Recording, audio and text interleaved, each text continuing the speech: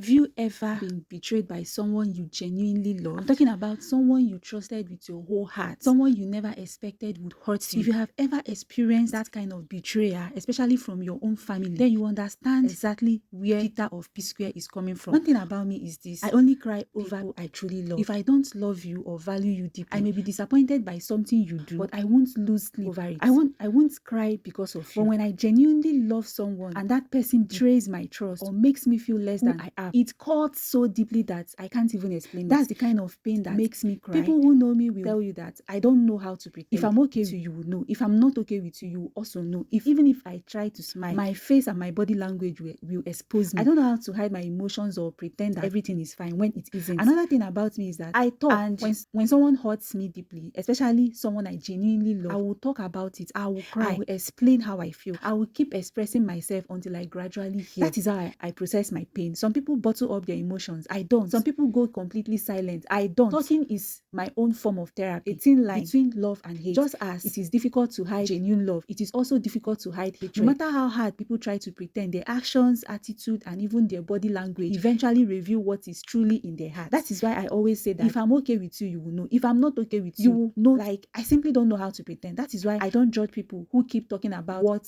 hurts them, because I understand them. I have been there. So talking helps me process my emotions. Talking helps me heal. As I talk, I reflect. I ask myself where I also got it wrong. I learn my lessons. I grow from the experience, and little by little, my heart begins to heal. So until I reach that point where I genuinely feel at peace, I won't pretend that everything is okay just because people expect me to move on quickly. Never. See, if you ever hear me talking repeatedly about someone or complaining about what someone did to me, then you should know that whatever that person did wounded me deeply. I don't waste that kind of energy on people who don't matter to me. The people who have the ability to hurt me are the people I truly love. And let me tell you something, there is no betrayal that hurts like betrayal from family. It hits differently, my brother, my sister. It damages a part of you that takes years to you, because these are the people you grew up loving, trusting, and believing would always have your back. The reason this topic has been on my mind is because of everything happening between the P Square brothers. I have been seeing so many people criticizing Mr. Peter and saying he talks too much. Honestly, I see it differently. Maybe it's because of my own personality. Maybe it's because I understand what it feels like to be deeply hurt by people you genuinely love. When you have experienced that kind of betrayal, you will realize that everybody heals differently. Some people become quiet, others cry, others pray, others go for therapy, and some people keep talking until their hearts become lighter. That doesn't make them weak. That doesn't make them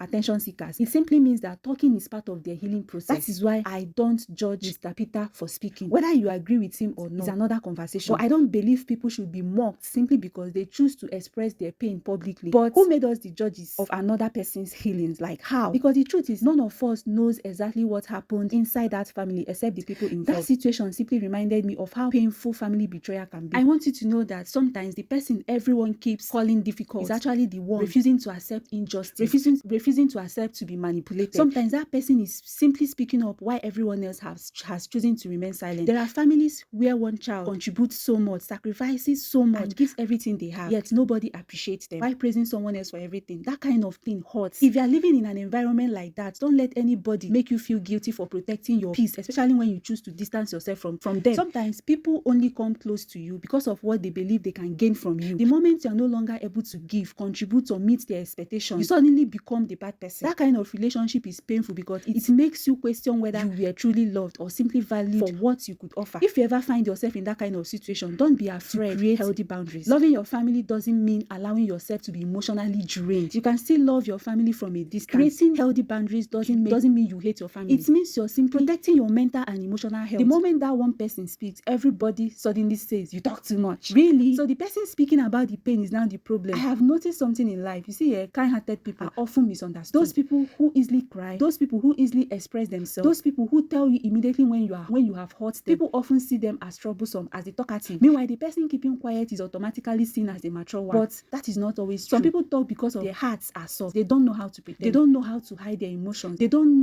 know how to keep acting as if everything is fine when it isn't. They would rather tell you exactly how they feel. And personally, I prefer people like that. At least you know where you stand with them. They are transparent. The dangerous ones are not always the people who talk. Sometimes the dangerous ones are the people who never tell you how they feel, or keep everything inside until it turns into resentment. Please don't misunderstand me. I'm not saying everyone must react like me. I'm simply saying everyone processes pain differently. Pretending nothing happened, they are not the same. I may choose to forgive you, but that doesn't mean I will forget what happened. Imagine loving someone like your own brother or sister sister only for that person to betray your trust. Like, tell me, how do you just move on from that overnight? You don't. Healing is a journey. Some people heal quickly, others take years, and neither of them is wrong. I heard people saying Peter talks too much, Peter should stop talking. But who made us the judges over of another person's healing? If talking is helping him breathe again, if talking is helping him release years of bottled up emotions, then let him talk. You are not inside his heart. You are not carrying his body. You are not the one who experienced whatever happened inside that family. So why are you telling him how to heal? At the end of the day, none of us lives inside a home. We only know what has been shared publicly. So instead of insulting people or mocking them because they express their pain differently, let's choose compassion. Let's choose understanding. Let's remember that behind every public story is a private pain that many of us know nothing about. Before you judge someone for speaking about their pain, ask yourself one simple question. What if I were the one wearing their shoes? Sometimes people don't keep talking because they enjoy the attention. Sometimes they are simply trying to survive the pain. Healing doesn't look the same for everybody. For everyone, whatever